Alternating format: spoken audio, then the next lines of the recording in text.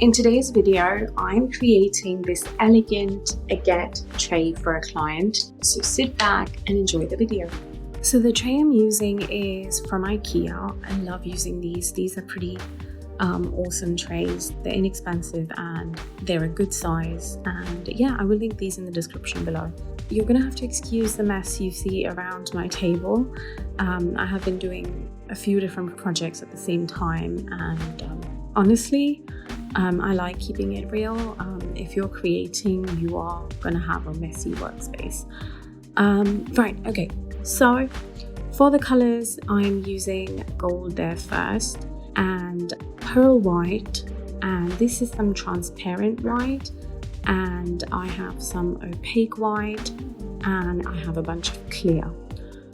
Clear because I want to keep some of the gold brassy bits of the tray visible, which is where we're gonna fill in with clear.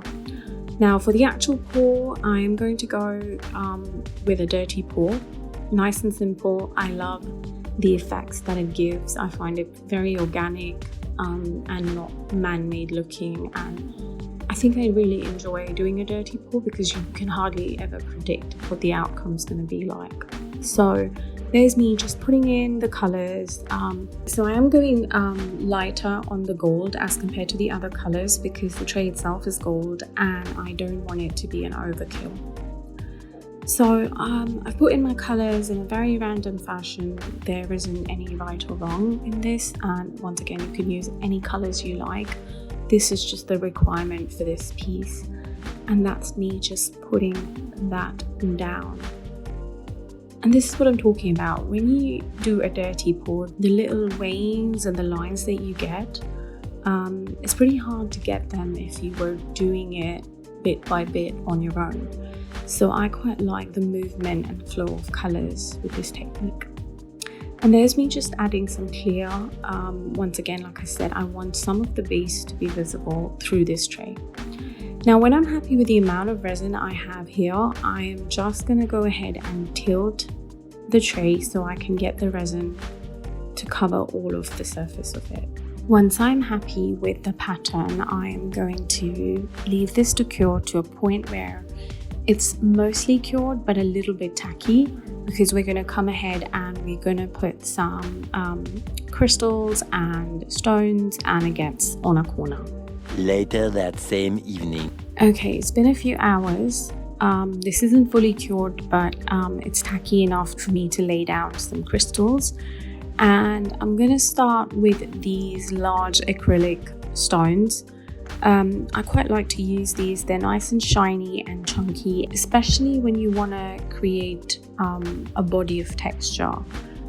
These are nice and lightweight, so they create that texture look without adding a ton of weight.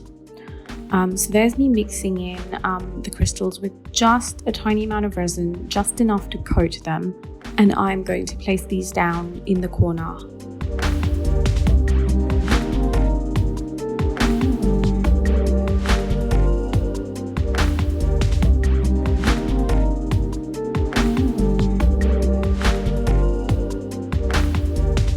Next, I'm adding in some smaller acrylic stones, and once again, I'm going to coat these lightly in some resin and form my little crystal bed, if you like.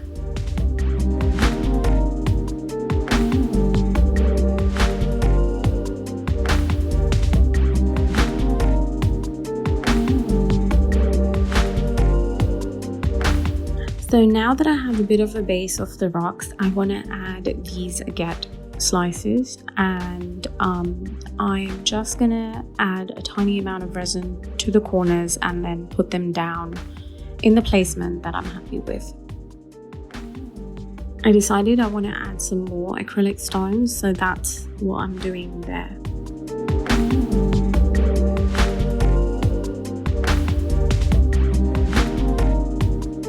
And finally, I'm going to add some clear quartz chips. Once again, just lightly coated in resin and dotting them where I want them. And that's really it, you guys. I'm going to leave this to cure and flood coat it. Here are the final shots. Let me know what you think. Make sure you like, comment, and subscribe. Really helps my channel out, and I'd also love to hear what you think of this piece. And I'll see you in the next video. Bye!